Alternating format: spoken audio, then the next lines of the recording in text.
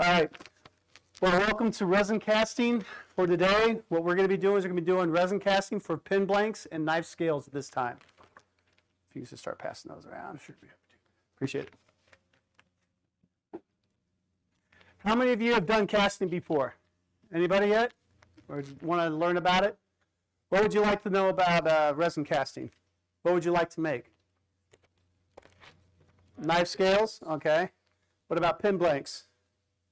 Anybody want to make pin blanks? They want to make knife scales. All right, pin blanks, good. The river tables, okay.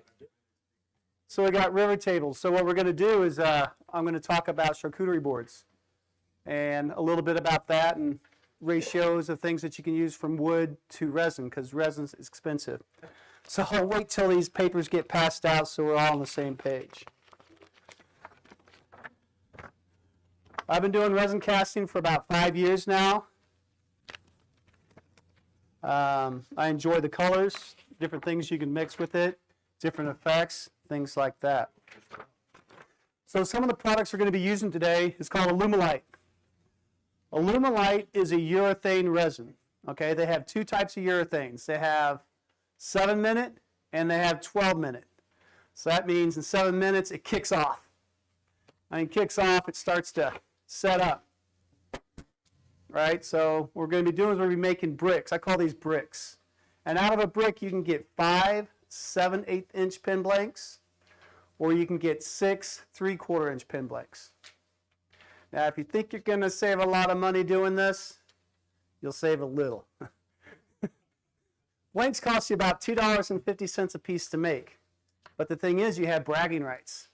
Yeah, we made this. This is how we do it. This is the technique. I have a recipe for this pin blank.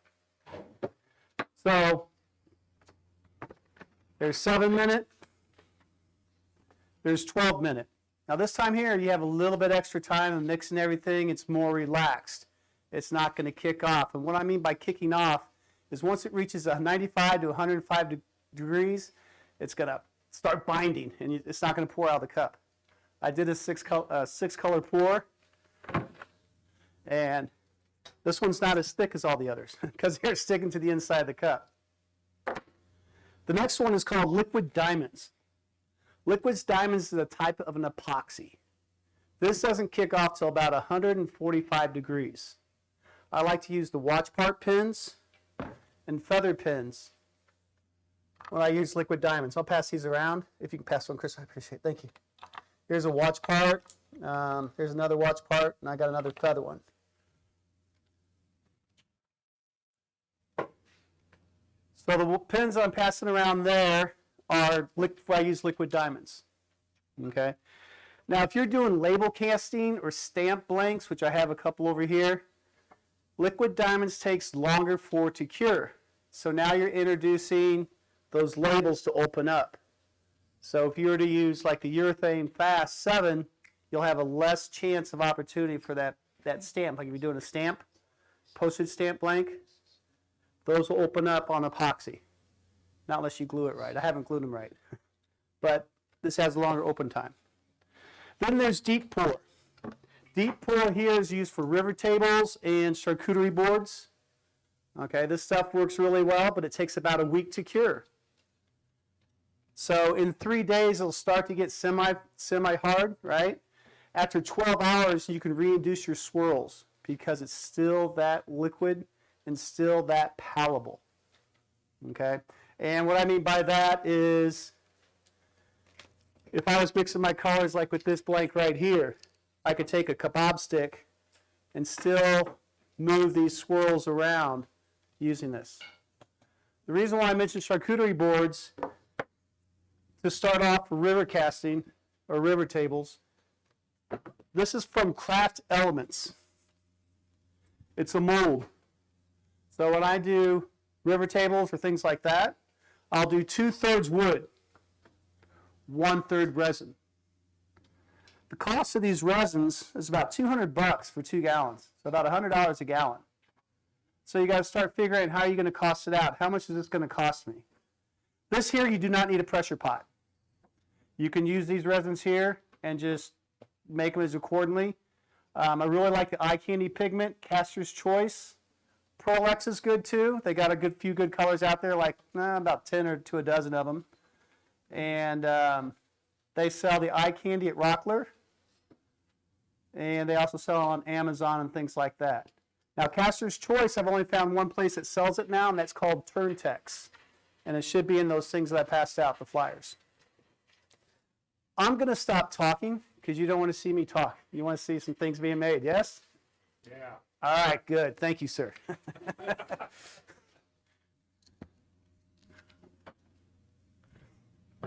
So, first thing we need to talk about are hazards. Hazards with epoxy or with urethane. When I do this at home, I have a basement window on my left. I have my workbench here, and I have a fan here. At my basement window, there's a fan hooked up to my window, just hanging on a hook. I have this lightly going out, and I have the air blowing out continuously. I usually still wear a respirator. The reason for that, the first 6 months, you're going to probably be fine. But after that, you may have headaches, because I started getting headaches on this stuff. I haven't had them within the last year or so, but I started getting headaches from using this stuff. Now, they changed their chemical a little bit, I believe Alumalite has. It's not as toxic or fumes. I went to the website last night, and they're already sold out of the fast. They have the flow. So when you want to buy this product, go ahead and try to do it like after Christmas. You get a 15% off sale, sometimes free shipping if you spend over $200, things like that. So once you get on their mailing list, they'll start sending you text. They'll say, hey, you get 20% off Memorial Day, you get 20% off Labor Day on certain companies, and which helps. I mean, that all helps. So you can bring your costs down a little better. So are there any questions about the types of epoxies and urethanes? Who makes the deep pull so much? The deep pour, Upstart epoxy. And they'll have a video and things like that of how to do it. You can pay for their course, but it's the same, basically the same thing they have on their videos of how to use this product. So, first thing you want to do, let's see. Yes, sir. Everything up did the deep pull. It was what they call a thin pour or tabletop pour. Right. Yeah, they have a tabletop pour. You can put another top coat on top of this, which is nice and shiny. Right? It's really nice and shiny on top. There's another formula you can put on there. Or if you want a satin finish, you can just sand with this one. It'll look nice. So yeah, if you Google Upstart, they have all the videos on them. Yeah. You light it, and that's you know, close that. The microphone. Everything prior to the deep pour, is that those are all considered thin pours that maybe But those there you need a pressure. We'll need a pressure pot to put them in. All right. So if you don't, you'll have bubbles in it. Okay. So these blanks here, I used to make them myself, and I like these a lot better. These come from P-Town Stubby. They cost about $35.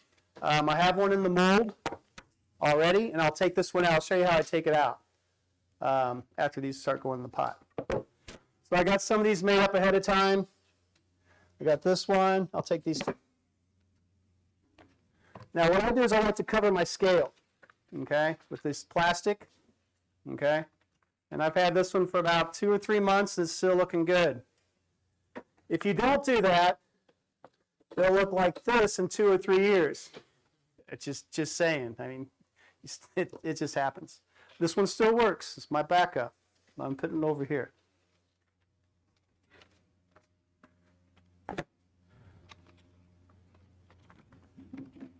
So, next thing I need is one of these paddle attachments, my gloves. I'm using the nitrate, or how do you know how to pronounce it? Nitrile type gloves, so I don't have chemicals on my hands. Another thing is you want to be careful with these chemicals, because if you rub your eyes after you mess with this resin, your eyes will burn. So make sure you wash your hands really well, especially if you wear contacts. You might want to take your contacts out beforehand. I like to glove up, and I've been doing this a little bit differently now on resin casting. What I'll do, get my timer. This kicks off in 7 minutes. So I'm going to set my timer for 5 minutes. That gives me 2 minutes to get into the pressure pot. So I'm going to sure everything's ready to go. This here's the pressure pot that I have right here.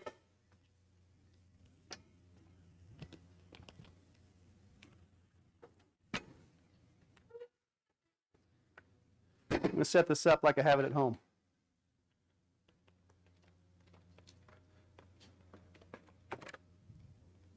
And don't worry, we're going to be casting some knife blanks today too. The reason why I want to get this in the pot is so in 45 minutes I can take it out. That's the one thing about the fast. You can demold it in 45 minutes to an hour, take it out of the pressure pot, where the 12-minute you can take out in 4 minutes. So normally what I do is when I resin cast, I'll put them in the pressure pot. I'll let them sit overnight. I'm in no hurry. Right? I'm in no hurry.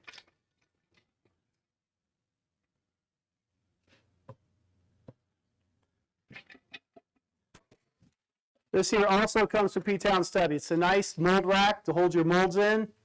My old one is right here.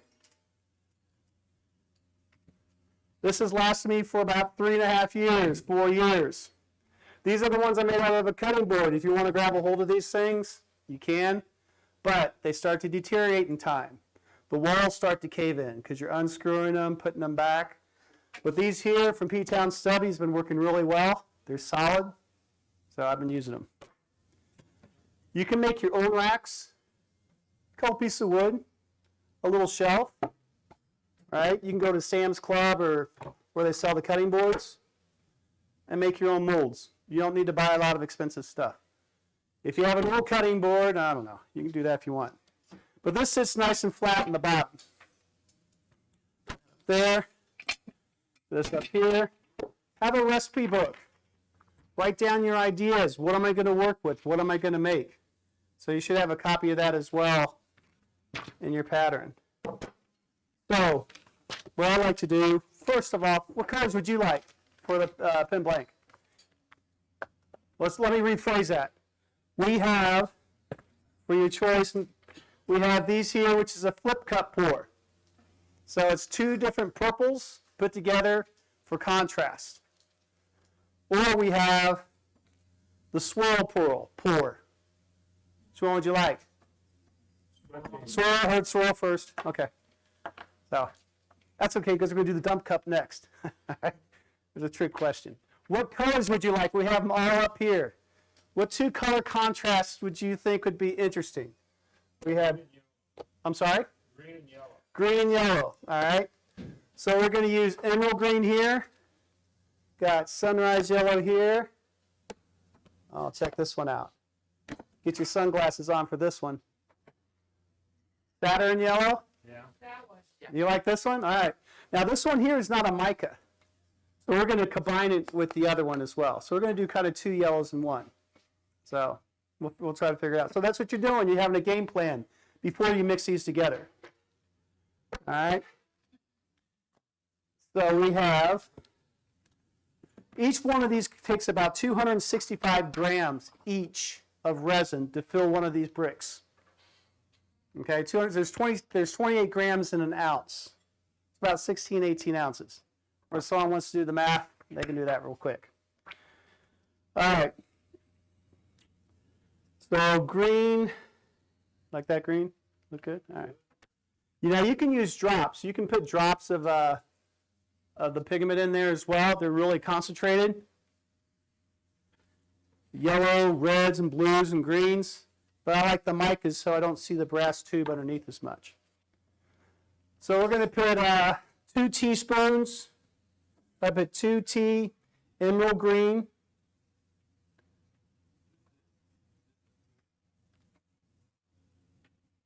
And I'll put EC for eye candy. Today's date is the 5th. Batch number 1. Name of the blank? I'm not sure yet. The resin is fast. 7-minute. Okay, sunrise yellow is the next one we're going to do. So I'll put 2 teaspoons of that.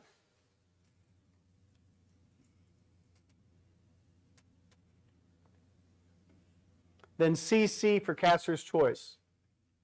Then we have the Saturn Yellow from Eye Candy. I'll put that right underneath that one. So we're going to put 1 teaspoon Saturn Yellow. Now, if I want to add more of that yellow to it, I can. I just want to jot it down. And if I like the recipe, then I'm going to type it up, and then I'll put it in my binder, which is over here. So if I ever want to make it again, I got today's date on there, which is 3/5/2022. I got batch number 1. So I'm usually on the side of my blanks. If you look at my blanks up here, like this one here has the date. It has the date 5/12, batch number 7, 2020. So I know that batch number 7, this is the recipe for it. And when I do after I type it up, I put this blank, I picked up that typed up recipe, and I put it in one of those little picture camera frames. Those little, there, I don't know, you put all your pictures in, and that goes right in that bin.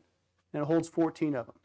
So if I ever want to make that blank again, I have the recipe for it, and it's categorized. Do you have to do that? No. You can just go right at for it. But I'm a chef by trade, so I like to write down recipes. I like to be particular, standardized recipes. So it's just, I'm sure there's a word for it, OCD or something. Maybe. All right. It's okay, though. But if you ever want me to recreate this, I can't. All right. So we got our things right here. Grab my measuring spoons.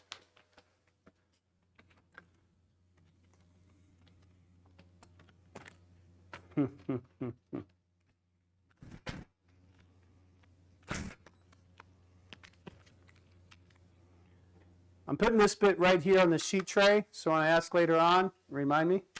I'm getting older. I mean, things happen, yeah? Now, I've been using a paddle bit. Now, you can use a popsicle stick. This takes a lot longer. So, I'm going to put this over here. Here's our spatulas. Spatulas work really well, too. I got my cup. Now, there's already resin in here from last time. I'm not worried about it because it hardens and cures. Some of these HDP cups that you use, you can reuse, like the ones we use for the culinary. The urethane comes right out. It's a clear quart. These here say disposable. Yes, they are disposable. You can't take the resin out for some reason. I don't know. So I just keep using the same container. It saves on cost. So I'll go ahead and take the lids off now. One less thing to do when that stuff starts to activate. Look how yellow that is. Isn't that bright? Almost needs sunglasses on. Woo! That sunrise yellow. That cast coming down or cast coming up, you know. That twilight. Okay. That there. Got this here. Got my recipe over here. Got that there. My measuring spoons. I like to use measuring spoons. All right. My timer's set. Got that, and that. Is this out? Nope. My compressor come all the way over here.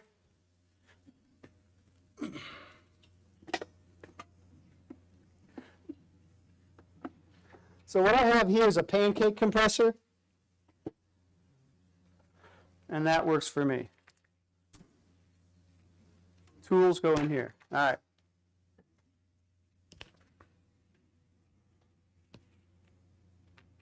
Here we go. When we have class, we'll have like 3 or 4 of these timers going off at once. It's awesome. We all go at the same time. Here we go. So I take A and B, add it to here. Now, when resin casting in the wintertime, your epoxies are going to be a lot thicker, or your urethanes, I mean, Alumalite. And sometimes B will get really, really thick. Don't worry about it. Just get a container of hot water and let it sit in there for about 4 or 5 minutes, and it'll soften back up to be pourable. Woodcraft sells this as well, the 12-minute kind. So it's not 7, but make sure this is on low speed, 1.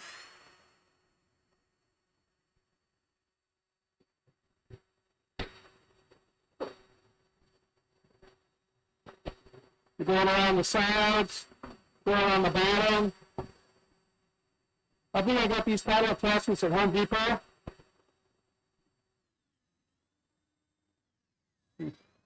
I go slowly like that. I go 10 more seconds. Just to make sure.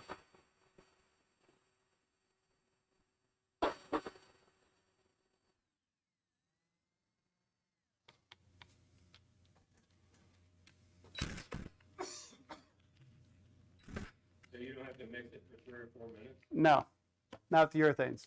Epoxies you do, yes. Urethanes you don't. Urethanes don't take that long. Now what I'll do is I'll let that sit on this tarp right there. Well, the nice thing about this plastic is stuff peels right back off. So for the next thing we're going to do is, where's my other cups, clear cups? Got this one here. I'll get one. Yeah, I let them drip, and what's going to happen is going to fall in a puddle, and boop, pops right off. It's wonderful, yeah. And if not, you can just take a pair of pliers and kind of go back and forth, and it comes right off. So that's going to be for my green. It's going to be for my yellow.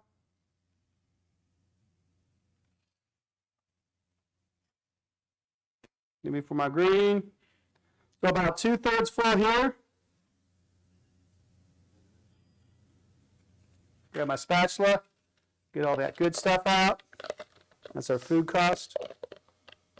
All right. Put this over here. Grab the green. 1, 2. Should have grabbed then the yellow is, what was the, we had 1 teaspoon of the Saturn Yellow. Man, that's bright. And we're going to add 2 teaspoons of Sunrise.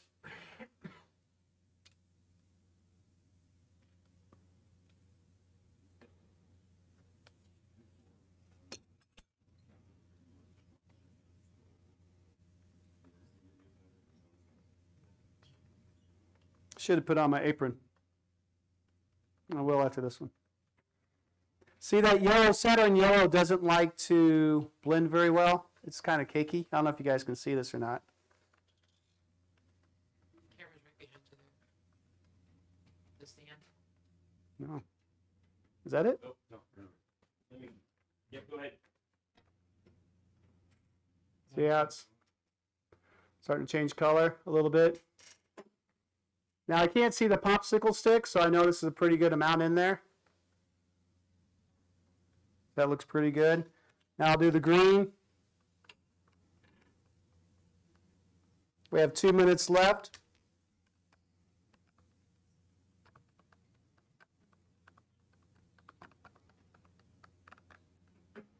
This could possibly use more mica. I can kind of see that popsicle stick underneath it. So I'm going to put 2 more teaspoons underneath there. We'll try 1 first.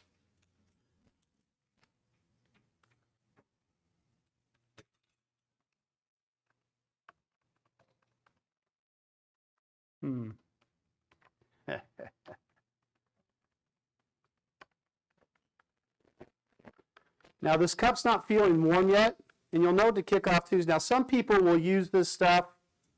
Let's go 1 more teaspoon. Why not? Some people will use this and will only do it by feel. When it gets too hot, then they'll start pouring.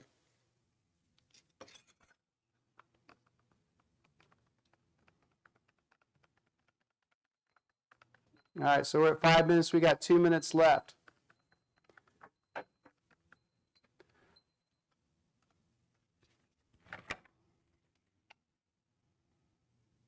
We're at 89 degrees already.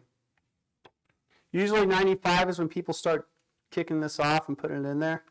So I'm going to have to hustle. Do I have one of those plastic sheets still? Smaller one? That's underneath these. Yeah. Perfect. That'll work. Thank you. What I'm doing now is I could use paper, but I don't have any paper with me right now. If you can put that right underneath there, perfect. Thank you, Mike.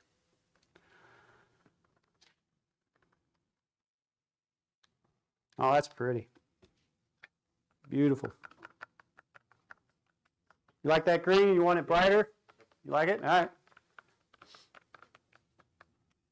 Here's our mold. I'm going to use the one that we've already used before. What I've done is I put stoner in here, right? It's a type of release spray. You can get about 4 or 5 castings before you recoat this with this stoner. You don't need a lot, okay?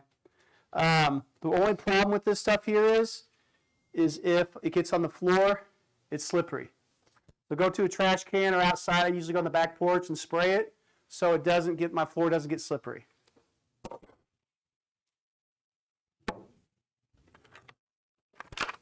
I wonder what temperature that is right now. See if that pops off. See how easy that stuff pops off? No, you're good. I say we're at 92. Oh, 100. All right, it's time to rock and roll. So this is the swirl method.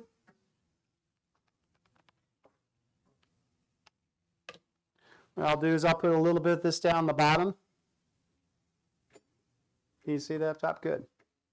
All right, then I'll take this yellow one and I'll go in an angle like this.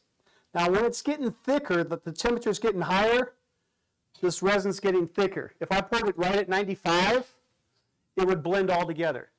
You won't have good color separation.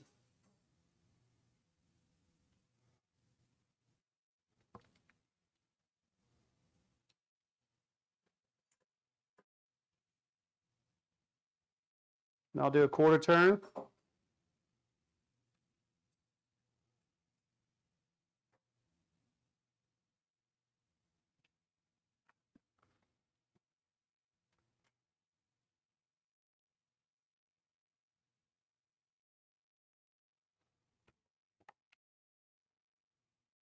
$107. Sweet. Add some more of the green. I'm going to add half the rest of this green to it. Now, the higher I go and the thinner the stream, the less it's going to push those colors down. The rest of this yellow in.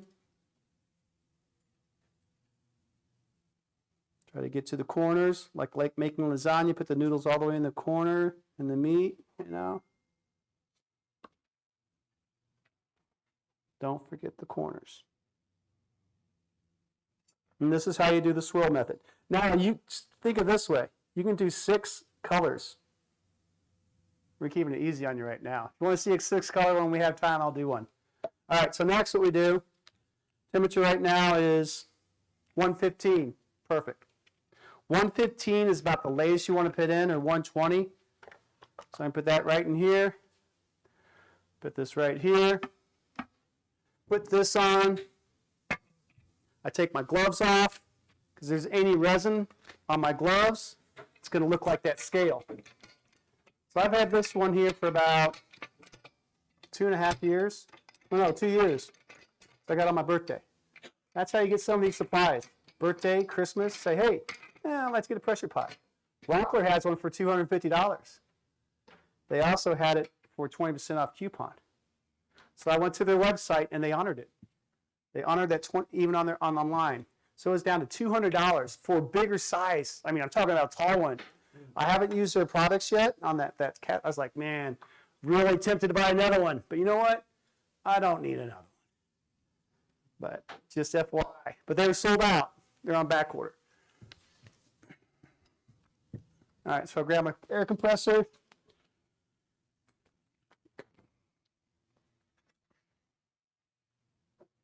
I'm going to take this up to 60 degrees, not 60, but 60 pounds of pressure. Yeah, I hear you. Also, tip, turn your air compressor off. Nothing worse than this thing going when you're trying to do this, right? You want to concentrate on what you're doing. This one here goes up to 60 PSI. I go about halfway and I listen. I'm listening for any air gaps. Not hearing any, so we're good. So I know at 40 pounds of pressure is going to be fine.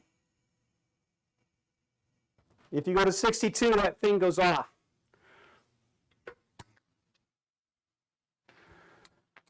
So pressure pots. Do not use a pressure cooking pot. It is not the same thing. This is used for resin casting. Then what you do is I usually have my trash can on the side.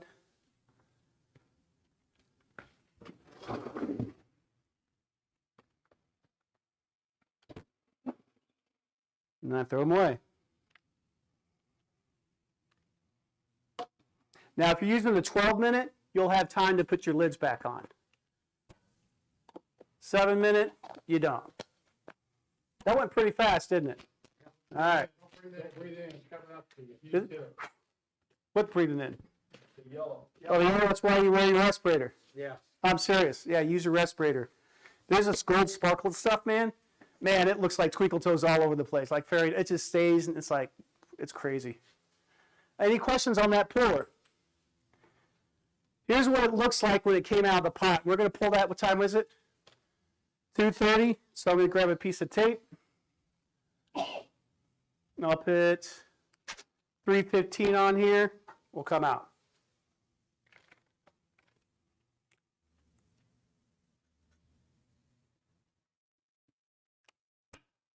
What was I talking about? Oh, yeah. This one here. Dave, I was going to ask a quick question. Sure, Jim. How'd you decide on 2/3 of the epoxy went in the green and the third went in the? Oh, that's a good question. That's a good question. The reason being is you can go 50-50, but 2/3 and 1/3 is going to be an accent color. So I'm accenting the main color. I could have done yellow and it'd be accent with green. So I usually go with the 2/3 methods that way. It's just odd number, I guess, instead of even. Caster's choice goes over here. That goes over there. This is what the 6-color poured blank looked like before I cut it. I'll come over to the camera. Is this it? Okay. That's what that 6 colors look like. Pretty cool, huh? And that's where some of that stuff stayed in the pot. Now, after I cut it, they look like this.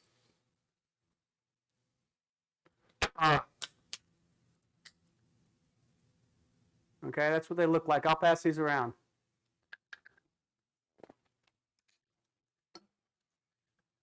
Thank you, Tim. Got it. Got it. All right, so now I did a 2-color pour. This is what it looked like. This is what it looked like when I did it in the pressure pot, just like we did today. All right.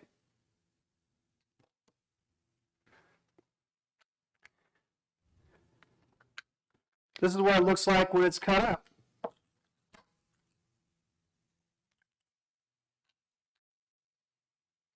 Okay.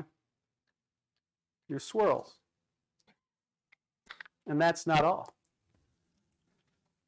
I think you got a question back here.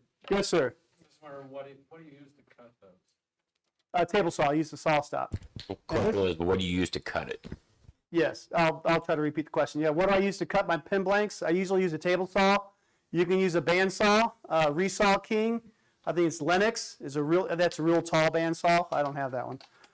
Does a really good job. It'll cut about 1,000 blanks. But this is what that same pin looks like after it's turned. I don't know if you can see it. I'll pass it around. Okay. So, you need one of these, and this. Just so you get kind of an idea what you're making and what the pin's going to look like, if you like the swirl method. Next one, we're going to do a dump cup method. 3 colors. Anyone? Here we got blue. All right, so what's a good combination with blue? What'll go good with blue? Gold. Okay. So we're not going to use a lot of gold, but we'll use gold. Yeah, brass. So let's see what we have in that. Good choice. 14 nugget gold. Okay, all right. I think that's the sparkly stuff that goes everywhere.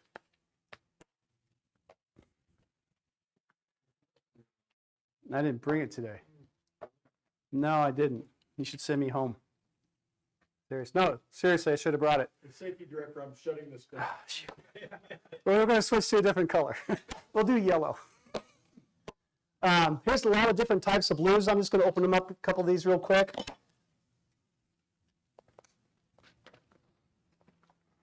Come on up, Mike. I want you to choose your blue. Do it for me, David. We have electric. All right, I'll do it. Make me some knife skills. We'll do that next. There's blue here. On a small knife, Mike, there you go. That's the one. This one here is, what is this? That one's Persian blue. That one's a really dark blue. Noxon blue. Then we have dark ocean blue. I'm going to go with the dark ocean blue, okay. First one, this one, all right.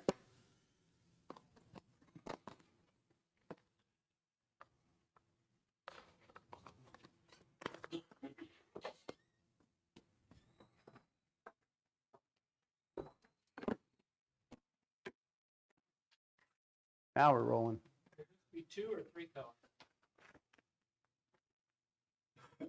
Let's do 2 color. You want 3? I don't know what if you wanted a third, I don't want to get it muddy. We'll do the 2.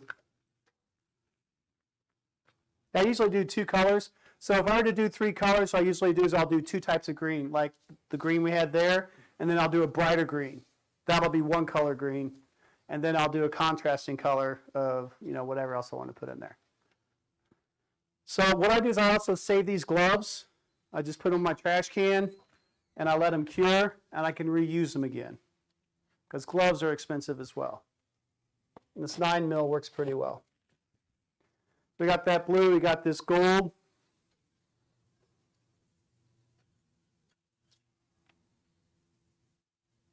So far, so good, Mr. Safety Director. No, you're right. You're absolutely right. You should be wearing a respirator. A little hard to talk to a respirator, but. After I do this pour, you can go ahead and start asking me some questions on some of this product, and then we'll do some knife scales. How's that sound? Is that all right? Is this what you kind of expected? Yeah? All right. If there's something else you want to see, let me know. Wood stabilization, that's what I want you to teach. That I do not know. That's why I'm using the red mallee burl. That was a good question. Stabilization, we'll talk about that after I do this pour. I want to keep this rocking and rolling so I can do 3 castings for you today. All right. I'm not going to use that one. So I won't reuse this one, but I'll reuse another one. Hey, brand new. Shiny. All right. These are gone. Don't need that. We have a 268A, 66, 8B. All right, bingo. I take it those are 1 to 1. Yes, they're 1 to 1 by weight, not by volume. Yeah, they're just about that much difference. B is a lot heavier than A.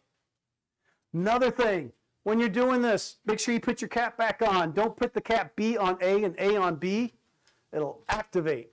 They don't come off. But there is a solution to that. Hey, how you doing that, Dave? Yeah, I've had it a couple times. I make a small triangle like a bird's mouth, 2 cuts, and I'll push that in, and I'll pour out what I need, and I'll put a piece of Gorilla Tape over it. And that'll seal it from moisture getting in. If it was raining outside, we'd have a chance of these blanks bubbling on us, getting fuzzy. This does not like moisture. Alumalite doesn't. So, Shelf life. What's the Yeah. solution to that? Getting the bubbles out. pressure pot. Oh, you need, did you use a pressure pot? Pouring straight in on a crack. Right. And it bubbles real fast. That's, yeah, if you use Alumalite Amazing Clear Cast, which is an epoxy, you'll be okay. Now, sometimes the wood can have water in it, even if you put it in the pressure pot, and it'll form bubbles. So you got to make sure your wood is dry. Put it into a 225-degree Fahrenheit oven just to dry it out a little bit if it has moisture in it. I've seen guys on the YouTube videos hitting it with the heat gun. Right, Or that's for epoxy. That's for epoxy. Epoxy will lower your bubbles. So if you're doing a deep pour, use a heat gun and blowtorch. Right. If you do the deep pour, beautiful stuff. Epoxy, this stuff right here. I made this one a while back. Yeah, I'll start on this one, Leon. Hard as a rock, but beautiful red. So I got the date written on that one. That was a while back when I made that one. That's when I kind of first started. Can you use any of the other brands? 1288. For deep pour, I've only used this one for deep pour. Stone Coat's good. I've made blanks out of Stone Coat, and that works, but I have not made a river table out of those yet, or a charcuterie board. I've only made one charcuterie board. That's my next venture in. I want to start with using those molds, get some color combinations down, some recipes, and then make it bigger. Then make it bigger with legs. Then do an edge waterfall on. Yeah. So you know where that's going. Have you made any yet? My next project, I did a colored pencil bowl with, the brand was Magic Resin, and it does up to 4 inches. Right, good. And, I mean, I did heat gun and it got rid of the bubbles. So, yeah, if you have a good product, use that product. You don't have to switch. So I like this product here, so I probably won't switch. Yeah, so was it very economical, price-wise? It was best I found, yeah. It was cheaper. Yeah, good. Yeah, don't be afraid to investigate. Ready? Here we go. Add slowly.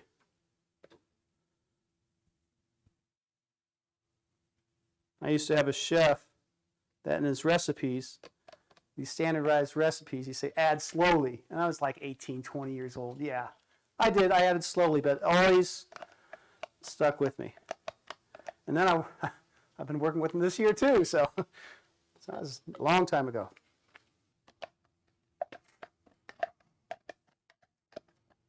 All right, don't need those. Those are out. Grab the drill.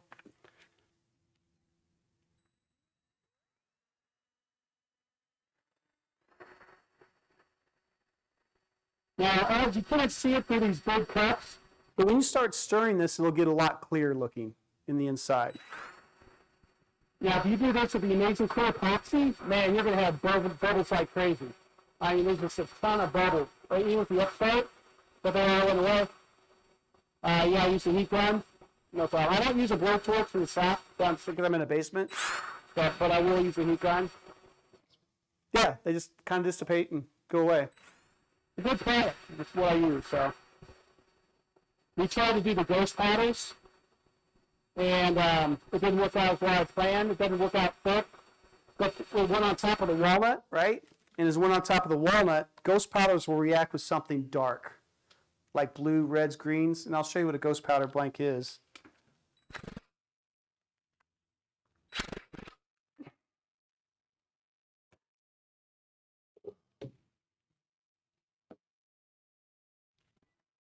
This is the ghost powder.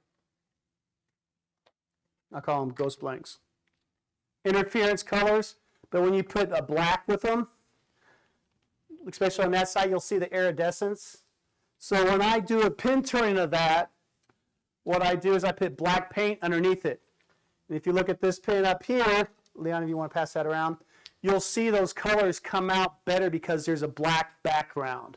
You can do that with knife scales if you use a G10 or something like that. If you have a thin coat of this ghost powder on top of the G10s, like some type of electrical flat plating they use for electrical boxes. Something to think about. Oh, we got this timer going. I better get busy. All right. So we'll use these.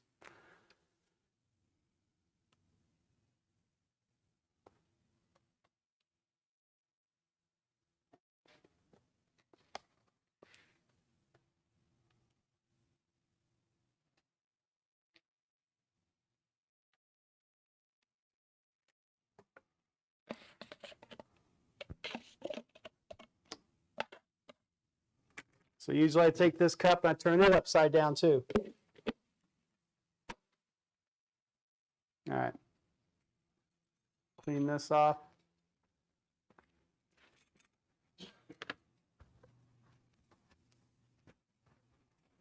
Got any more clear cups? There we go, right here. Let's hope all that fits in this one cup. Usually I use the red Solo cup, but for demos, I want you to be able to see all the colors in here. So let's take the blue. No, that's going to be nice. Put 1 teaspoon. The bigger one, this has more in it. I'm going to put gold in that one. I'm going to put 1 teaspoon in this one. I didn't write a recipe out. And 1 teaspoon in this one. Another thing I should have done was start with the light colors first and then start using the dark color. Because the dark will transfer into the light. Sort of like painting. Usually people will use light colors first and then put the top color on top. Here's the gold. Move this stuff slowly.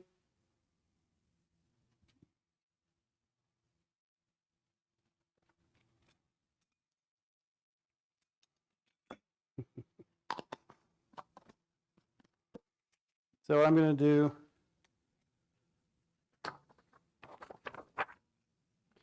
(9-ounce cup times 3, 1 teaspoon, 1 teaspoon, and we use.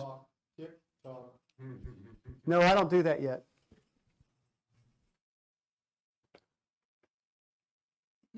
One teaspoon of 14 nugget gold. So I didn't have this earlier, did I? Okay, I hear where you're going with that.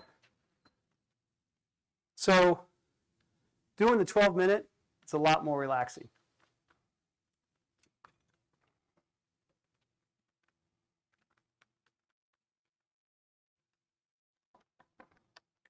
Oh, that's pretty.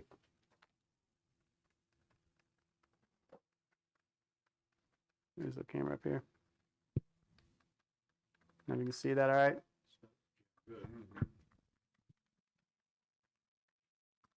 Say it's 89, 93, a little bit off.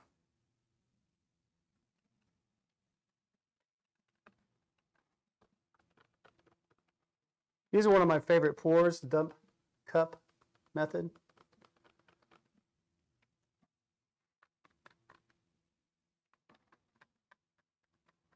You like that, Mike?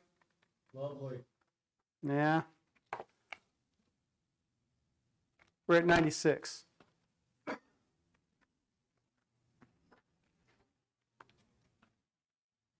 Oh, wow.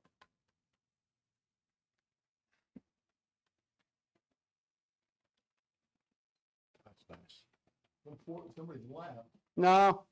Another thing about safety, don't have any drinks around with you in the shop. When you're doing, no, seriously, it's a clear liquid. You may think it's water. Yeah, it happens. It's an OSHA thing.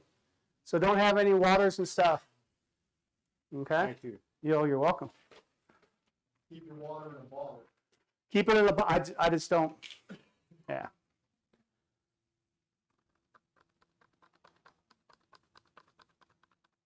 Then I'll take this one apart.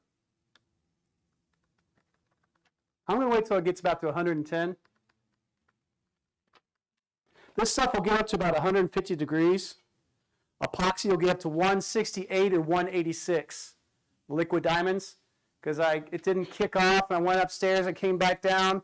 This cup was all shrinkled and shriveled, and I couldn't get the spatula out.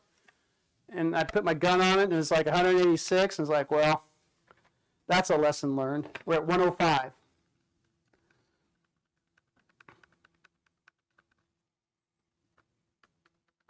I'm just going to put a tad of stoner in here because this is a brand new one.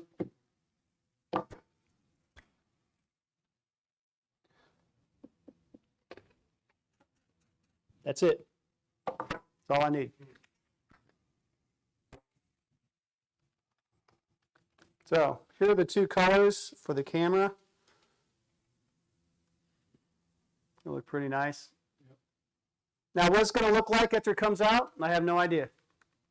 May turn out wonderful, maybe real sparkly. So if it's too much gold in there, next time I'll cut it back. So I want to do half of this amount. So you got to find your own ratios. Sometimes these don't work out, and sometimes they work out great. That's why we write them down. Now I feel how thick this is getting now. 103. Woo! 119. I think we're good. About this one.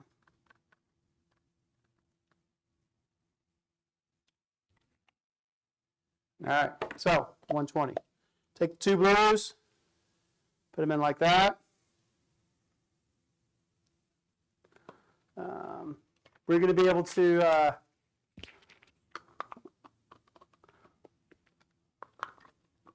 yeah, now it's getting hot.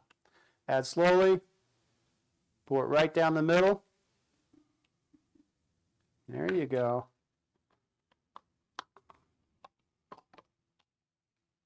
Put this on top. This is the fun part. Flip it upside down.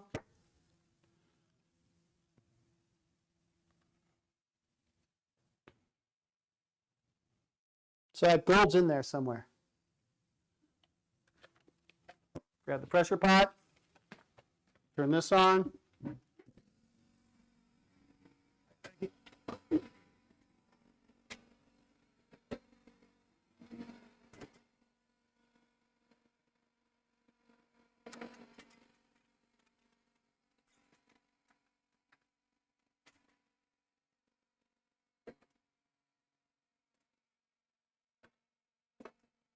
That's gonna be really nice.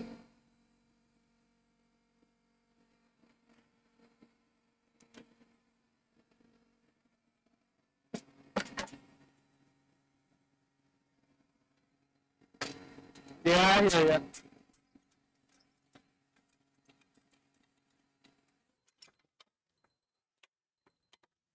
So I like to do these. I like to go one side this direction, and these two at the same time here.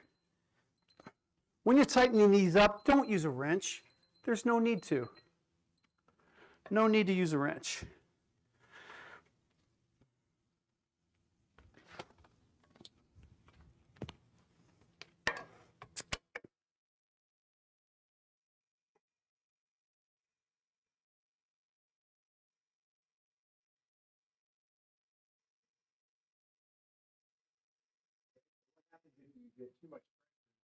Blows up. Pops a relief valve, doesn't it? Not this one. So Dave, I see you say, was it 40 pounds? Like what if you go to 50? On the Harbor Freight, that's rated, I think, at 50, but I always take it 10 down. That says 60 max on here. I only do 40 on this one. I don't go past it. No need to. You can cast at or put a pressure pot, about 35 to 40 pounds of pressure, even down to 30 will reduce the bubbles. The only thing the pressure pot does is makes the bubbles really small so you don't see it with the naked eye. That's the only reason that you're using the pressure pot. Correct. Because the only time I've seen a pressure pot used was when they took a really, really rough piece of wood and poured it full of resin, and then that would force it into all the spaces. Yeah, that there is, since we got these both working, we'll talk a little bit about that. It is 5 till 3, so this will come out at 340. What you're talking about is the resin. What they do is they take a piece of wood, like this. It's called worthless wood. It gets all punky and stuff, and it's not hard. This one's hard, right? So I don't have to worry about putting a resin in here. It's solid. It's a red mallee, or this is brown malleable. They sell them at Woodcraft, and sometimes they'll have a sale on it, right? And that's when I buy my stuff when things are on sale. You save $20, you know, it's cost you $69, $79 with the 10% discount from the guild. Takes care of the taxes, right? So it's a good deal. But yeah, so what they do is they put it in it's called cactus juice, and there's another brand out there not familiar with it, and they put a vacuum on it, and they keep on pulling the vacuum into that wood until there's no more bubbles. Yeah. And as however long it takes to do that, if it takes 4 hours, you let it sit for 8 hours, and then you bake it. Once you bake it, it gets really hard like this. So if you have like a punky wood, like this maple up over here, which is really soft, right? This one's heavier than this one because it's a soft maple. So I would not want to try to do a pin blank out of this one. I may make a mold out of silicone and make a resin burl mold, but that's for a different day. We can't cover that today. But I have done that before, make burls, moldings of resin out of this. So did that answer your question on that? Yes, it does. All right. That's another way. People love doing it, and they do a great job at it. I just don't have patience for it. I'm working. I don't have time to have that running continuously. I like being in my shop when I work. Another thing, don't put your hose on there with the regulator. So if the pressure goes down, it builds back up. Don't do that. Once it reaches the thing, just pull it off, and you don't have to worry about it. You know what I mean? Just let it sit overnight, and you'll be good. All right. What time is it? Almost 3 o'clock. So before 3 o'clock, I'll start doing knife scales at 3. This one came out of the block a couple days ago. right? So this is how I take these apart. Good, didn't put in the resin.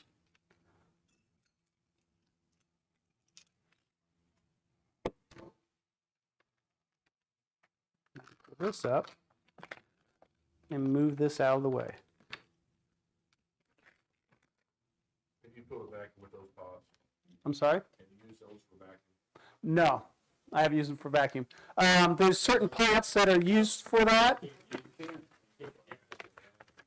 Yeah. Some people make them out of PVC pipe and all that stuff. If you're gonna, I mean, some people can do that and they're good at it, but buy the tools that are what it's meant to be used for. It's a lot safer and things of that sort. John Johnson has made vacuums that come out of mason jars. Yes, he does. Yeah, those are pretty strong to do that. And yeah, I think he bought the seals from Turntex. Right. So yeah, make sure the mason jars doesn't have any cracks in it because it's called implode. It'll, but I don't know if that's Collapse the jar. right. So here's that bit.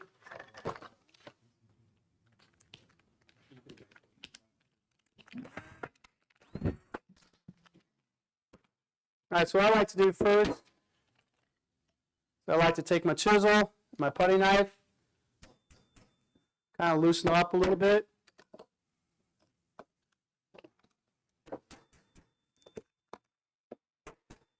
Especially the sides where there's no screws on it. Making too much noise? Oh, sorry. Very good. Thank you.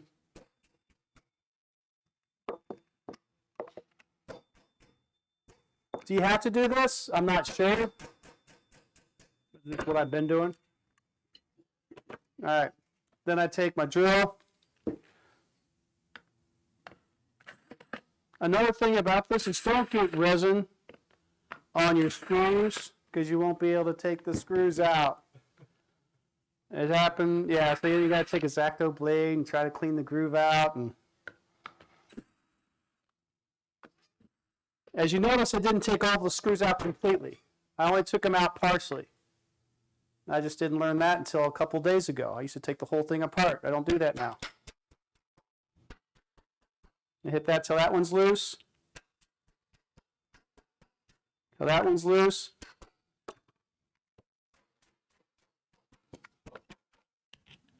And that's how it comes out.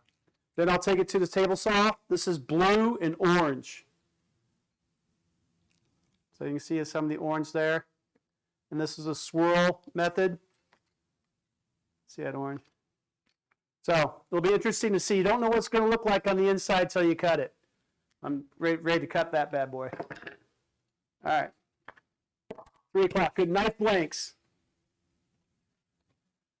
Here's some knife scales I'm going to pass around. I'm going to pass around I call bricks and actual scales. And he's going like, why is he way over there?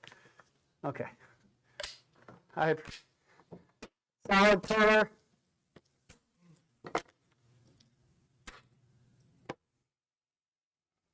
Pass a couple of these around this way. There you go, sir.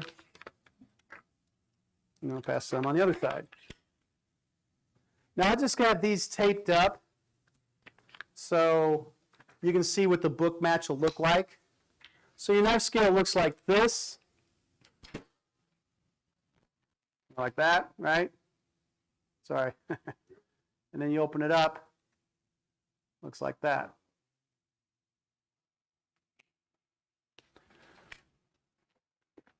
Sometimes I like the recipe right on top of the brick, so in case I want to recreate that color.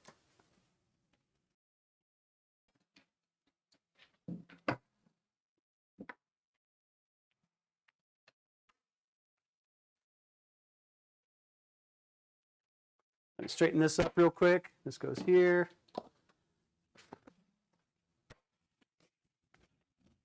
Goes back in here.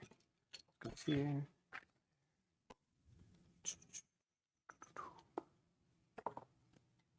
Now here's a gentleman who made some hybrid blanks, Joe, and he stabilized these. And his name is FranklinBlanksandCrafts.com. These are hybrid resin blanks. Use red mallee burl. I don't know if he stabilizes wood too. I don't know if those have been stabilized yet, but he does a nice job in his blanks. They seem heavier, but I used to make my own knife blank molds, but now I use lizard blank. This is what you don't want to get epoxy on, especially on those screw threads. Because I've read the instructions, and I've read them in the past, but I guess I'm getting older and I forget. They say you don't have to unscrew these because these are so hard and built so well. You smack them down really hard, and they'll pop out. So, and they test them with water to make sure they don't leak. Nothing worse than having a leak in these, right? That's why there's tape on the bottom. Sometimes you can see the resin caught into the groove. No. These don't do that. So I have a hunk of red mallee burl. I'm going to do 2 different knife blanks. Okay. Do you have to use these? No. Could you use them out of this? Possibly, yeah, you can use these. You just cut them down to size. But, you know.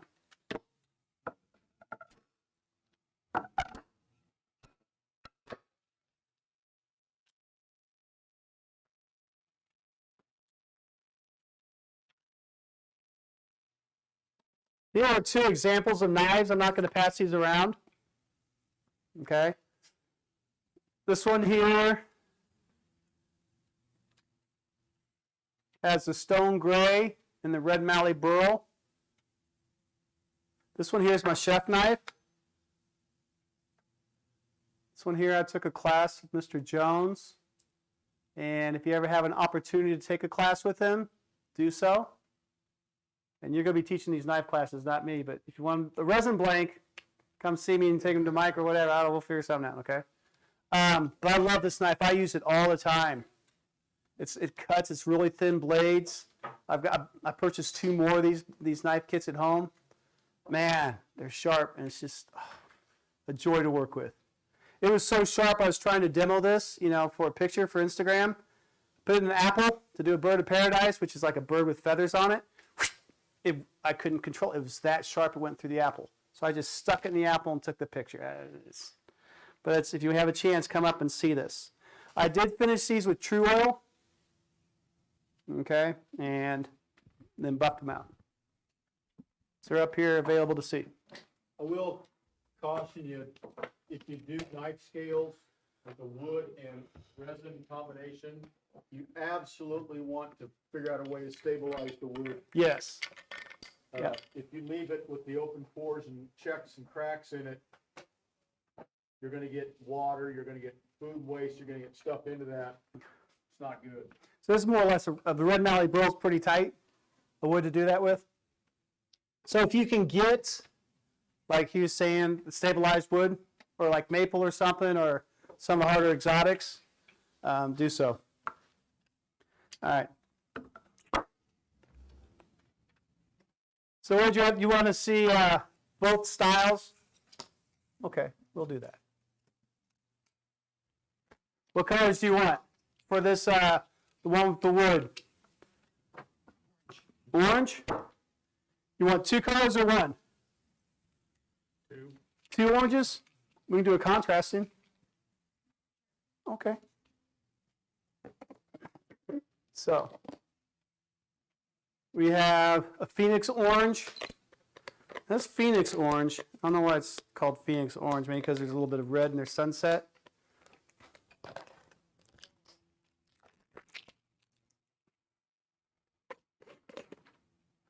It's kind of a pinkish color. On the camera, it looks pretty good. Sweet. And then I think we have a tiger orange over here somewhere. Another thing you can do with your resins, some people do, is they'll turn it upside down and they can see the color in their drawer. So that was an orange there. Yeah, here's an orange here. And let's do something with a little bit of a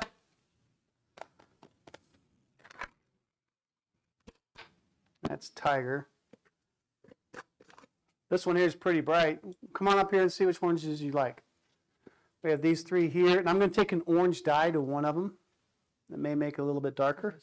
You like these two? Okay.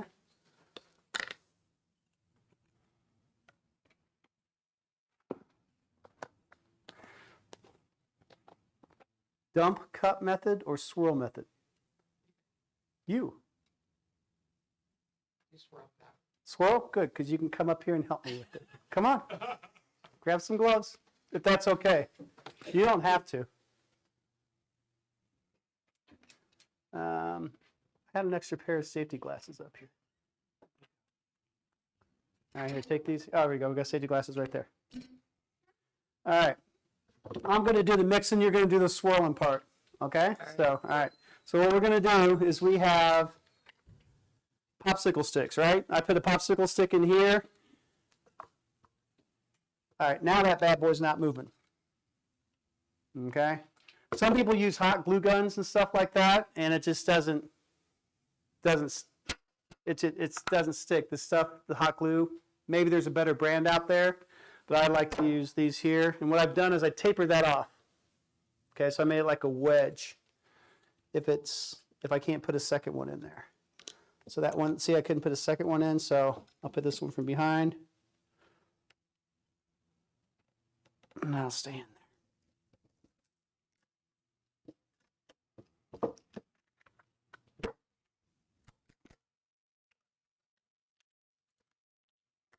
And that's why we have safety glasses too, right?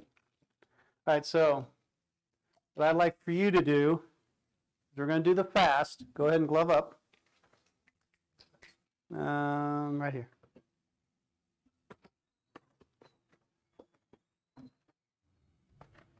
I'm David. Nicole. Nicole, nice to meet you, Nicole. Thanks for helping out. Appreciate it.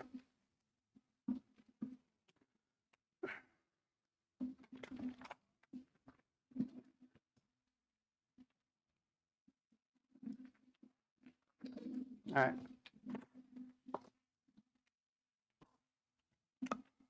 So, we'll do a swirl in a dump cup. You're going to do the first one with the swirl, and then you're going to pass those cups to me, and then we'll hurry up and do a dump cup method, and we'll put it in the pressure pot. Okay? What time does that come out? 3:15? Look at that, 10 after 3. I think we're going to make it. All right, so we got 5 minutes. So we'll go ahead and get our colors together. All right, so let's start out our recipe. Go ahead and grab a new sheet there. There you go. So put down, which one is this?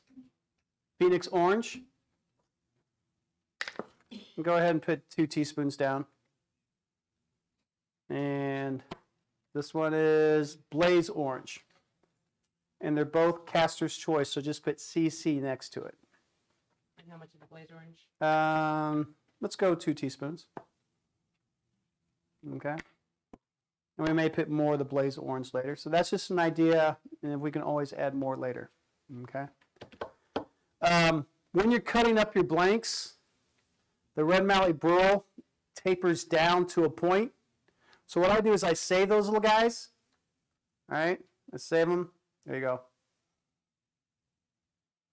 These little pieces. And P-Town Study sells this one here. Works great. I have his business. They have their business cards up here, so be sure to grab some later. And you can kind of nestle that in there. Now it's in the middle.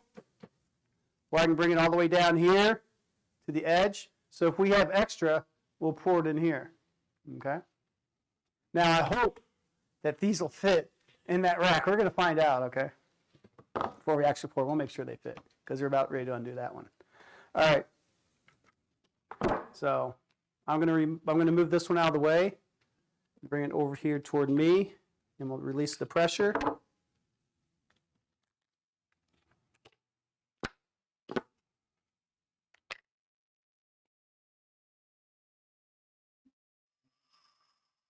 I'm doing a little bit at a time right now. And if you have a basement in the rafters, you do woodworking, that pressure will hit and the dust will come flying down. But our shop's clean here, so I don't have to worry about any dust up here, right? Now let's see.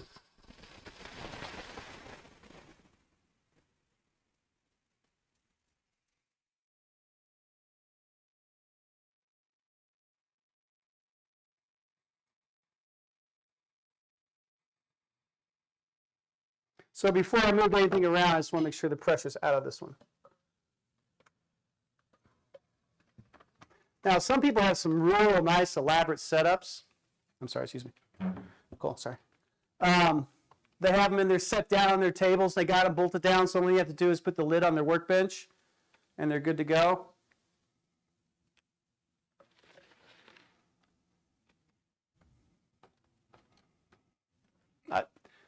One of these days I'll get a resin casting station, but for right now it's on my main workbench.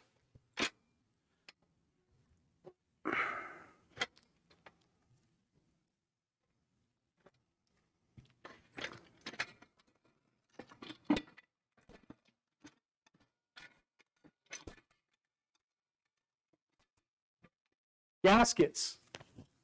This one has a continuous gasket all the way around. The Harbor Freight one has a weld lap over, and they solder it together. So it's important that you make sure that the weld on here, that it's a complete circle. I like those a lot better. And if they leak, if you take like the petroleum jelly or Vaseline and put it on there and let it soak in there and rub on there, it also stops leaks for you. Now this one here, I had to use hot glue melt because it was leaking through the tips. And here is that one. Still pretty warm. I don't think you'll get burned. You can feel it's hot. Yep. Right. Yeah, it's like an English muffin coming out of your toaster. That hot. Okay, like right when it popped up. So that's the color of the flip cup pour. All right, so we want to make sure that these fit. One, yeah. Cool. So we can do one down here. I will do two up here. And then whatever extra we have, if we have extra, we may be short. We are, I ain't worried about it. We can do another pour on top. Then we'll put this one in here like that. Sound good? Sounds good. All right.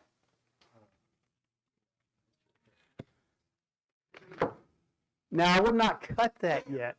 I'd wait for a little while before I start cutting it on the saw stop. 3 hours, 3 to 4 hours. Another thing happens, if you cut those too soon, they can kind of creep on you.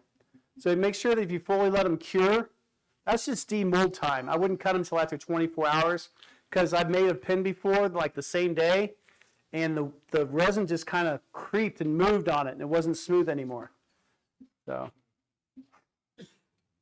you didn't hold that, did you? The green one? No, you will when it comes back. All right, so we'll get our game plan here. We got this here. Got this up here. All right.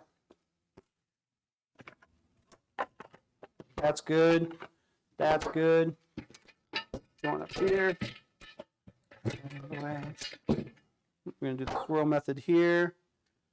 Put them in there. This one here from P-Town Study works really well too. The mold comes right out, but the only thing I don't like about it is when you fill it up to the top, it can kind of spill on you. You got to be real level with it. So how I fix that is I'll take this top off and I'll put this in the pressure pot, and then I'll pour my resin on top of that inside here so I don't have to pick this up and move it. But it works really well. I mean, you know how I was banging that out? That one just pops out. It just comes right on out. So that's how I'd use that one for this mold. Okay.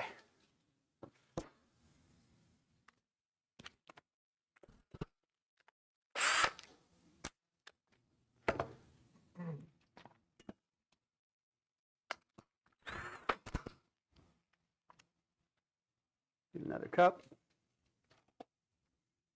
Safety glasses on. All right. So what we're going to do, we have 265, 267.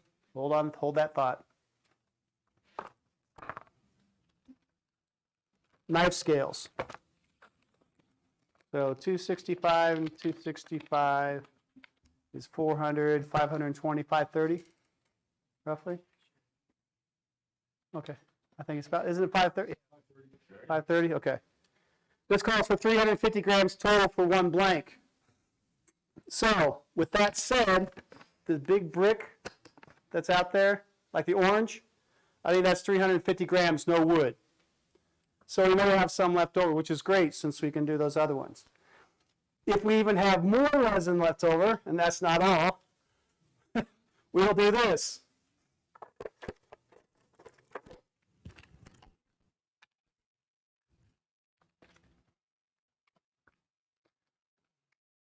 Which one of those three do you like, Nicole? All right. So if we have even more resin left, we'll pour some in here. This is a different topic that we'll get to today. All right, so we got our game plan. You ready? All right. Go ahead and take, where'd they go? You move them already? Here, take this one here, 265A, 266B, and you're going to pour it in there.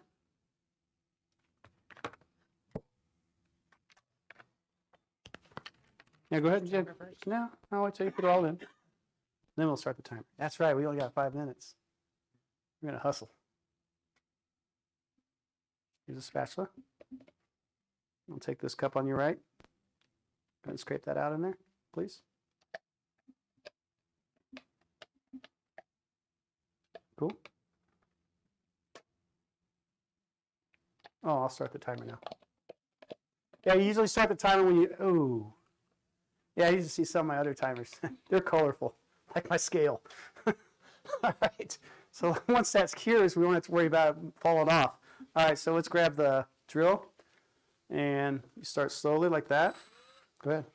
Don't raise it up out of the top, though, okay? Okay. All right, go ahead.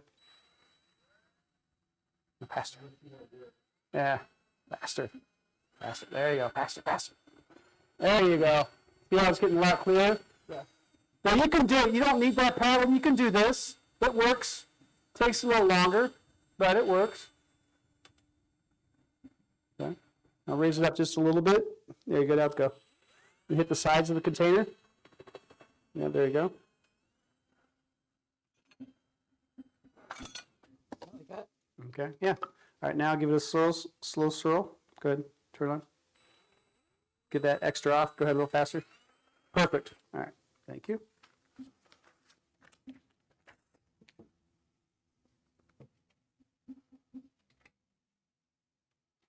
All right. So we got 4 minutes left. Now what you're going to do is you're going to pour it in at least 2 of these cups. 3/4 away full. We may go a third.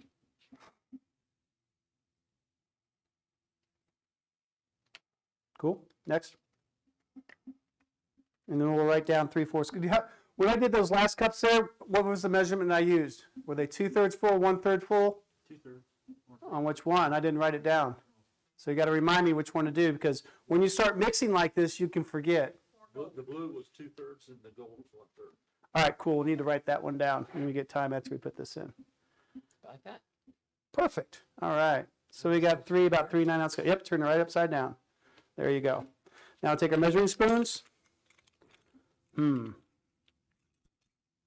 I don't know, two teaspoons in that one. Yep. Here's a popsicle stick. Level it off. There you go. Again. And let me see, I got some more popsicle sticks over here. All right, now put 2 in that one. Do you want it to sync up? No, that one over there, yeah.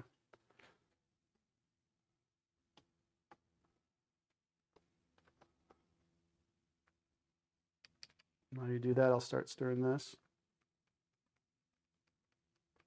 Start slowly, because that powder will jump out at you. What about that one? No, which one you want? Which one you like more? You like this one? That one. See what this looks like. Hold on, see what it looks like. Got how much time? 3 minutes. We got 3 minutes. We're good. We got plenty of time. All right.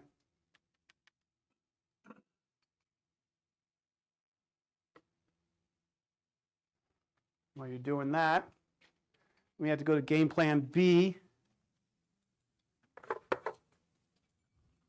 Or are we at C? C. Game plan C. got smaller cups.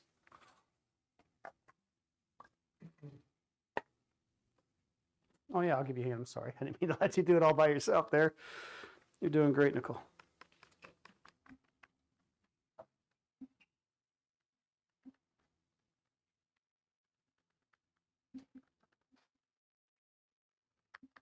Okay, good. How much time? Now feel that, is that cup getting warm on you? A little bit? A little bit. So what, 83 degrees? There you go, show it in that camera. There you go. What's the temperature of that? 90 already. Woo! Got fast.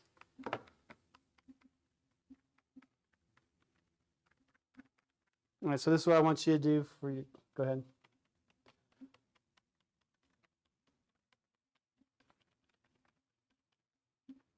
I'm gonna pour a little bit of this out here. You'll have better control pouring this one.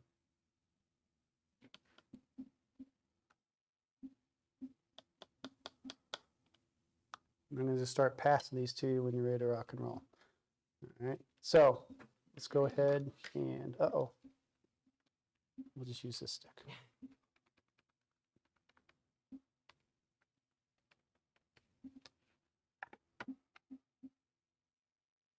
$94. Okay, so we're going to wait till it gets to about 98. Okay, pressure. That's already charged. Good. Okay, now what are we at on our temperature? 95 degrees. All right. Remember, we got these two little guys here too.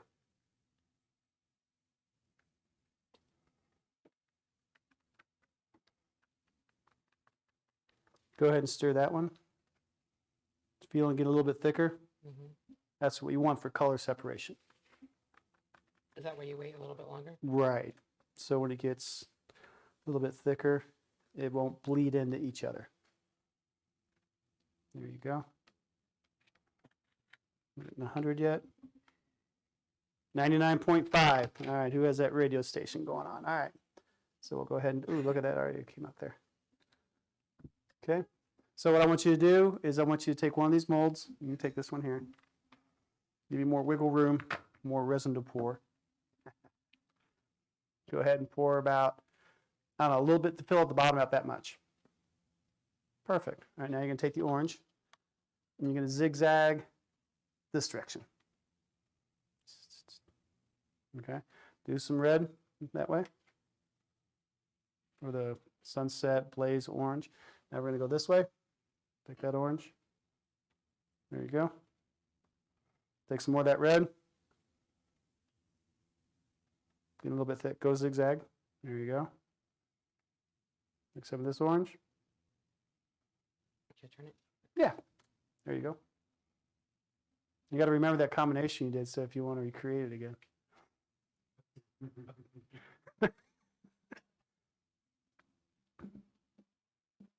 Now, some people take a kebab stick and stuff and move it around. I don't do that anymore because it kind of blends and bleeds.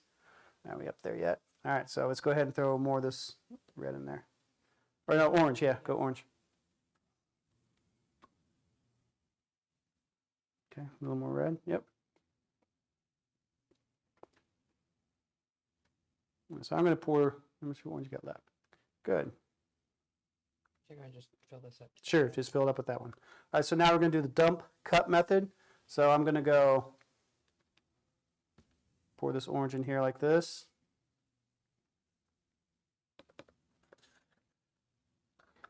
And take this orange here like this. Take this orange here like this. You want to do the flip?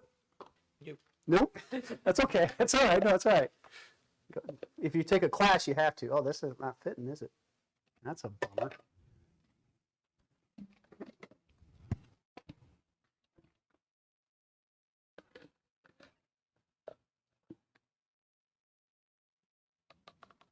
Then we take our mold. Where'd it go? On this side over here. Right. Oh, there it is. Add slowly. Ooh, that looks nice. Look at that. I think we're going to have enough resin. Good choice. Perfect. We got to remember that ratio for 2 blanks, all right? Go ahead and slam those in there. There you go. Cool. Go ahead and put that one in. Let's get some resin down there. Okay, good. Hold on. It's our food cost. You're spilling some on that. Yeah. Oh, that's okay. We're good. That's our temperature.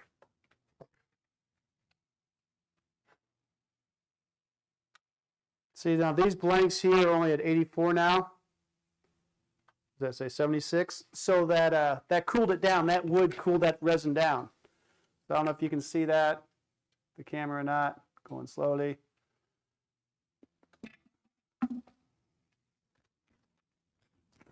You go ahead and put it on top there and line them up, and I'll go ahead and crank them down. How's that sound?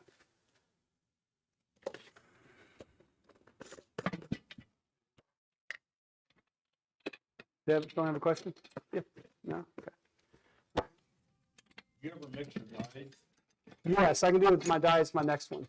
You mean the dyes, the little bottle, squirt bottles, dyes? Your powders, you mix them as you're making a color?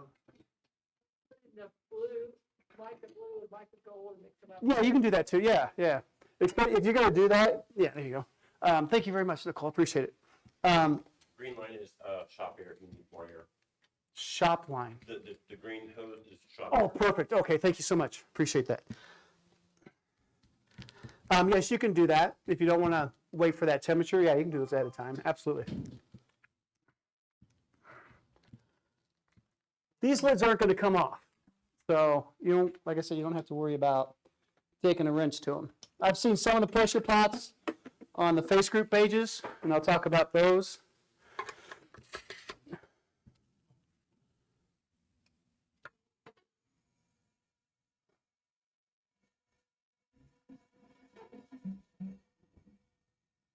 This one has a pressure release valve, we're good.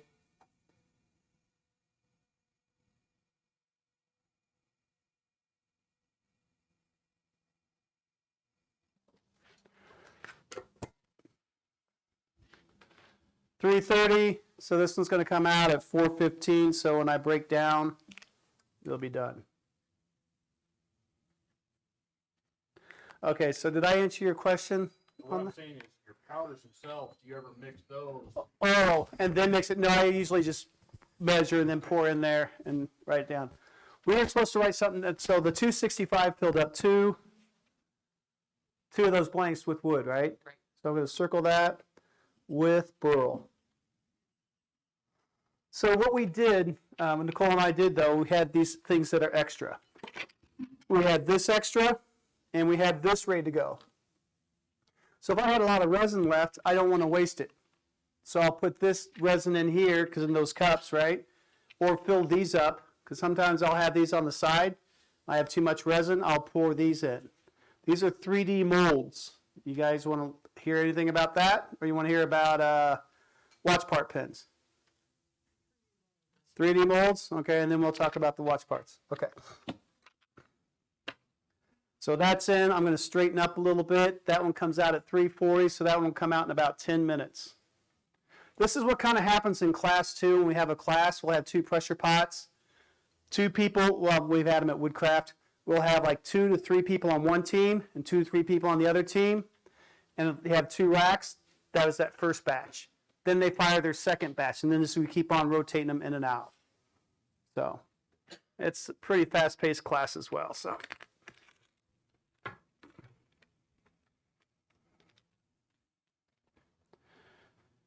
Boom.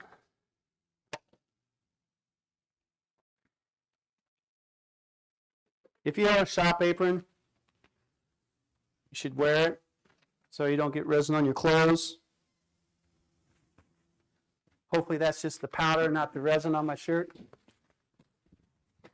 So. Sorry. Good? Yeah, we're good. Maybe. All right.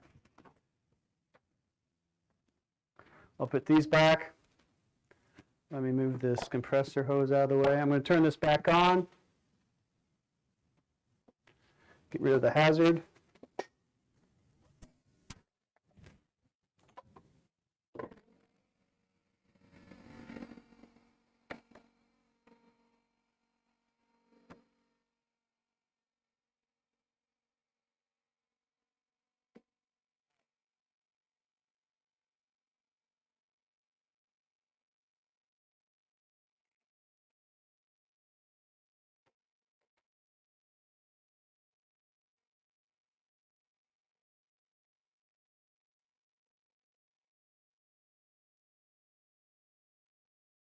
Nice.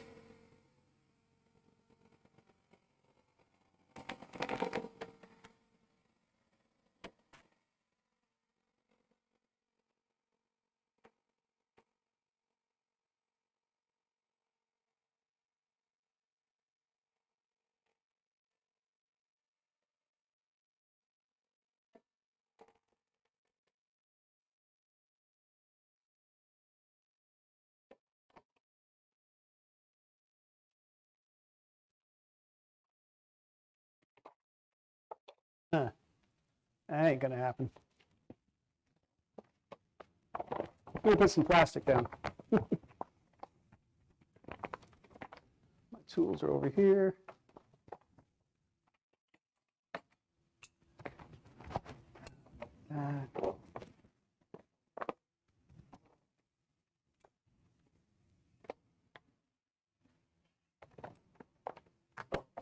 Good, we got some more resin.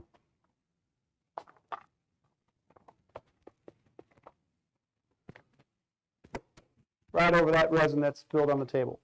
You can use paper and parchment and things like that and throw it away. That's fine, but the nice thing about this plastic is it'll just peel right off and I'll just reuse these. Plus I have 4 sides. I'll cut it apart and I got the inside, outside, things like that. 3D molds. Now these are a lot of fun. I don't know if Chris can. These are called GG blanks, right? And they come, we have ones that are filled and ones that are not, okay? So what they are is you do a 3D print, and they have a 3D printer that actually makes these. They put the filament in there. Sorry, Chris. I don't care to use the actual 3D mold resin that comes out of it, out of the machine, because it's more open porous. It's not as tight. So what I do is I make a mold of this one. Now, P-Town Studies sells this mold, right? And you go to their website, and they'll sell you this block for like 25 bucks, right?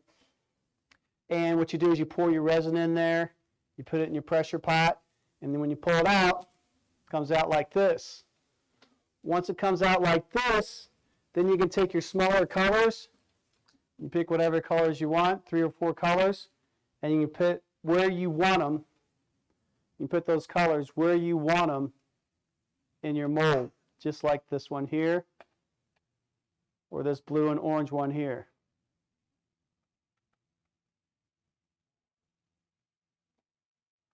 This looks to me like an arrow, so I put all the points and stuff looking like an arrow. I went to the library, Johnson County Library, and used their printer, and I made one of these here.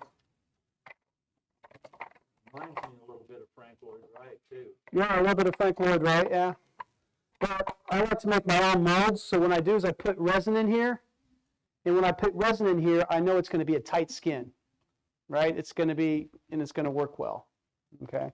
And I get about 25 pin blanks out of this, out of the mold I make, because later on, when you start taking them apart, they will rip on you. Supposedly you can take that silicone and re-glue it back up. I haven't done that yet. Or you can make another mold and put it in there like that inside and then pour. You know what I mean? So you don't have to worry about it leaking on the side. So there's different different kinds. Let me pass these around. You get an idea. There you go, Tim. Thank you. And this one here is what you saw, the one passing around. This is what the pin looks like just with black and the pearlescence, those ghost powders, they call them, iridescent. That's more like a pearl effect. There's yellow, red, green, and purple in that. And the black kind of sets it off.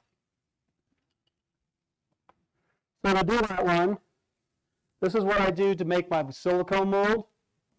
I'll take the blank, and I'll make a mold like this. This is if you want to repeat them, if you want to make molds like this, right? Then I take, it's called Platinum Series from Smooth On. It's a silicone mold. You pour it in here, you put it in your pressure pot, and after 24 hours, you pull this out, and this is your positive. Then you pour resin in, and as you pour resin in, then you get your negative, and then you put the colors that you want in there. Does that kind of make sense? Does anyone have a 3D mold printer? Johnson County Library does on 87th Street. They have like 2 or 3. If you sign up, you get a 2-hour window. If you want to, if you have a bigger project, you can go in there and print it off at night, and it'll print all night long for you, and you can pick it up. They'll pull it out for you, and you just stop by and pick it up. So that's another option.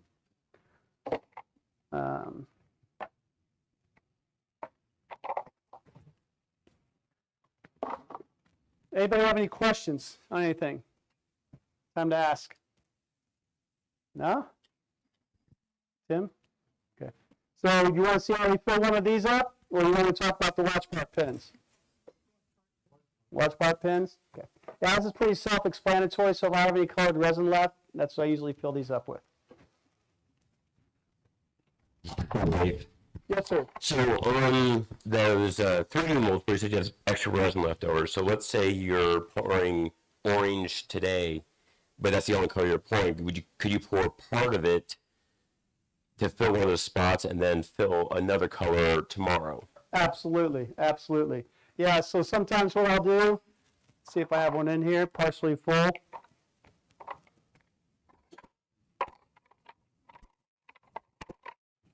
Yeah, so what you can do is, like if I had let's say we did yellow for this blank, I'd pour that yellow in this shape and I'd fire it. Now to avoid getting resin into the other side of the blanks, I'll take blue tape.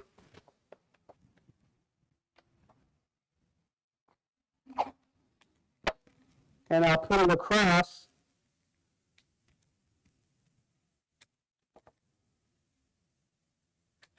the negative space where I don't want the resin to go.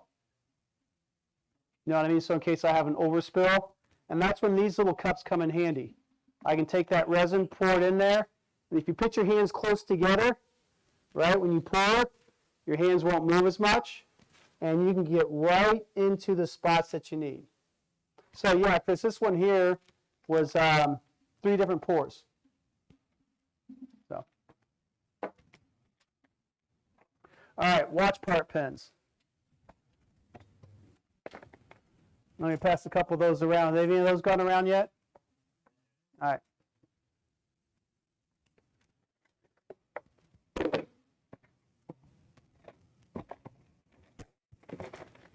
Now there's other things you can cast that you can put into resin. You can take pine cones, right? Or alder cones, and you put those inside there. I got one of these blanks over here somewhere that has pine cones in it. Looks pretty sharp. You should Google a pine cone resin blank or pin. This one here is alder, and these are pine cones. I don't stabilize them or anything like that. I just pour them in there. Now sometimes you will need CA glue to kind of fill up a void, but not very often. So for watch part pins, I got this here, got a little hammer, packet of gears, dials, paracord, jig. So normally when I do this type of casting or work, where'd it go? There it is. I will work on something for 2 weeks. So I'll do watch part pins for 2 weeks. The first 1 or 2 is going to kind of come out wonky because I haven't done it in a while. But the third or fourth one, I got the rhythm back. So I'll make like a dozen to 15 watch part pins, pin blanks. Same thing with feather blanks. I'll do 1 or 2, and then I'll start doing, for another 2 weeks. So I usually work in 2-week intervals. So I'm in the same groove. Same thing with the marquetry. See where that's going? Yeah, that's why. Okay. So we'll put this over here. So for watch part pins, I made a little stop block here. Put that against my bench. Put that inside there. Turner's Warehouse has a kit that they sell that gives you paracord, okay, paracord, a pair of tweezers, and some watch parts, about 15 grams. Pretty reasonably priced. I forget the cost, and it'll give you some dials. The first thing you have to do, though,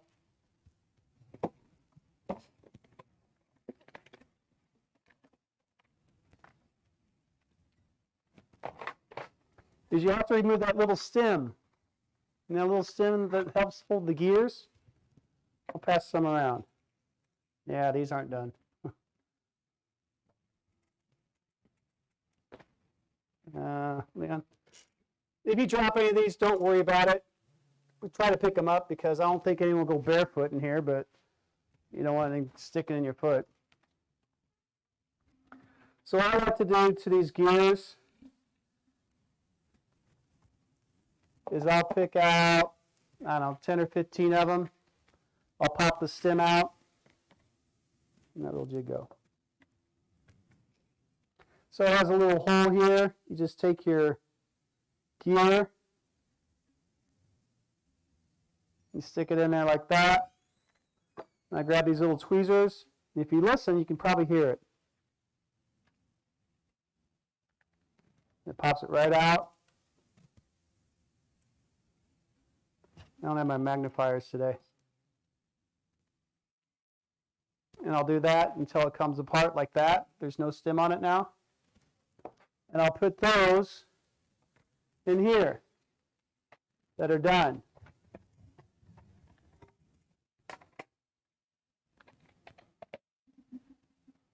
Then what you do is after your tube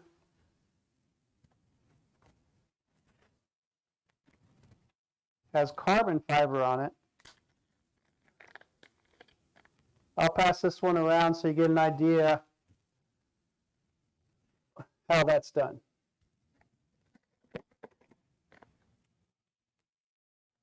And here's another pin blank here. Now go ahead and take that one out. So the way you do it is you put a brass tube in here. And if you're cutting this stuff, make sure you wear a respirator because I guess the fine particles can make you, I don't know, cough and it gets irritant. And you hang this between 2 clamps after your brass tube is in it. And you soak it with super glue. And you let it sit overnight. What happens is this carbon fiber will turn really hard and brittle. So it won't be soft anymore. So there you go. So after sorry about that, Tim. So after that, what I do is I put it in this little jig right here. I don't know if you can see it. See that?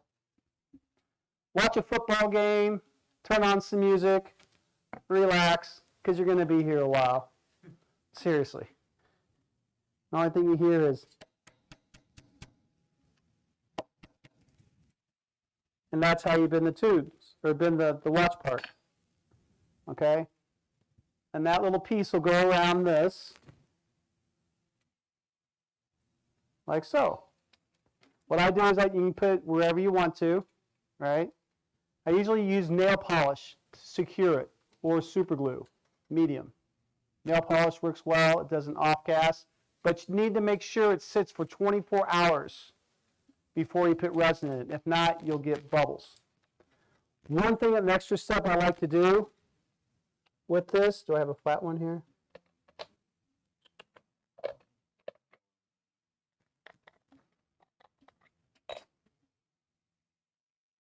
Wow, I got all those done.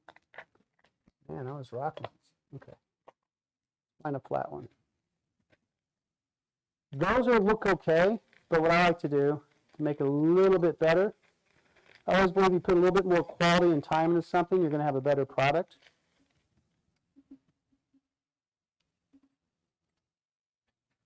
So I'll take one of these gears, and I have some micro mesh. Okay, I'll get a flat surface of the micro mesh, and I'll put the gear right on top. And what will happen after about 15 or 20 swipes, this one's going to be shinier than this other side. That's just a personal preference. Do you have to do that? No, I do, especially when you do the brass. That brass will really, really be nice and shiny. And then what I do is I put them in a casting mold, again from guess where? P-Town Study. And I'll put the blank in with these plugs after it has all the proper gears and stuff on it, and it's cured. Put that one in like that. Push it a little bit more. Take this one here. Put it in like that.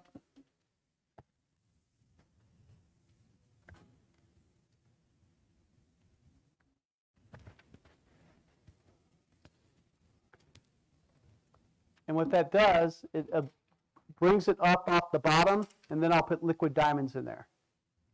Put it in the pressure pot, comes out, I turn it, and that's how you get the watch part pins with the carbon fiber. The other ones, these pins here, I will turn down below bushings. Okay, below the bushing thickness, the resin, and then I'll put them in, and then I'll put liquid diamonds over that and cast it again. So there's two ways of doing it. If you'd rather do resin or carbon fiber. Carbon fiber is a little bit easier because it's one step of casting. And this one here is two of them because I take one of these pin blanks and I turn it down below centers, and then I add, without hitting the brass tube, then I add the gears, and then I put a clear resin over the top. Kind of makes sense? Think of a thread spool. You know, the thread spool, how they're turned, it's smaller on the inside diameter and the outside's bigger. That's exactly what I'm doing these pin blanks before I put the gears on. It's 340. That one's ready to come out. Any questions on that? No? Do you have any other questions on resin casting that I may have missed? You have enough questions on the river tables? Okay. I have some business cards up here, some P-Town Study business cards up here. My email address and my phone number's on there, so if you ever have any questions, let me know. I think it's on the back of those sheets of paper. If you didn't get a copy, how many people here? 1, 2. Good group. If you need to take a picture, they're all up on that board there. You can take a picture of it on your phone if we don't have a hard copy, if you like using your phone for the instructions and stuff. But everything's on that sheet. Make sure you go through that checklist before you do resin casting, because if you forget something, like, oh, I forgot to charge my compressor, you got to wait, and sometimes it can ruin up that mold, right? See how that resin's already thick and it's not even pouring out anymore? It got stuck. So let's undo this one. I thought so. Come on, Tom. All right, this one's going to be longer. That one's not coming out yet. Sometimes the one thing I don't like about the Harbor, this one here, I bought the gears, I don't know where, it's not the Harbor Freight's fault on that. It's wherever I picked these up. There's too much pressure on that one. You got to let out really slow. And maybe someone who's very mechanical knows what happened or why this is happening. That's why I should have gotten that Rockler one that was 20% off, right, Jim? Yeah. Okay, and I wouldn't have to deal with that. But luckily, we already did one casting and it came out. Probably. I don't know. But any other questions? So this one here comes out at 4:15 in 20 minutes. You want to see those nice scales? What I'm going to do is on these blanks that we have here today, where'd that green one go? There it is. What does that look like to you? What would you call that? St. Patty's Day. St. Patty's Day. All right, so we're going to call this one St. Patty's Day. All right? And then when's our March meeting? After the 17th? Huh? And cool. So what I'm going to do, hey, good call. I'm going to cut these up. I'll get 6 of them, and I'm going to donate 3 of them to the guild for the show and tell raffle. Okay? All right, and I'll do that with the rest of the blanks too. Nicole, since you helped me, I will cut some knife blanks for you out of one of those, the Swirl Method or the other one. If you're coming to meet, I don't know where I'll have it set over here for reserve over there for you. And I'll do the same thing with the knife blanks. I'll take half of them and donate them to the guild, and we'll put them into the raffle. Does that sound all right? Yeah. All right, cool. If you have any questions, information's right there. Thank you. Thank you.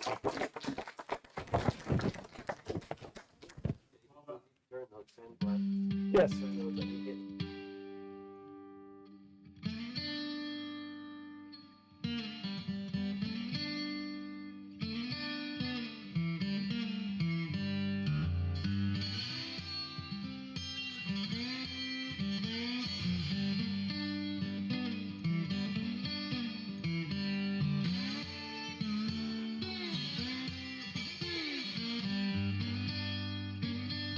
A special thank you to our guest today, to the Guild's Leadership Committee, and to all of our sponsors.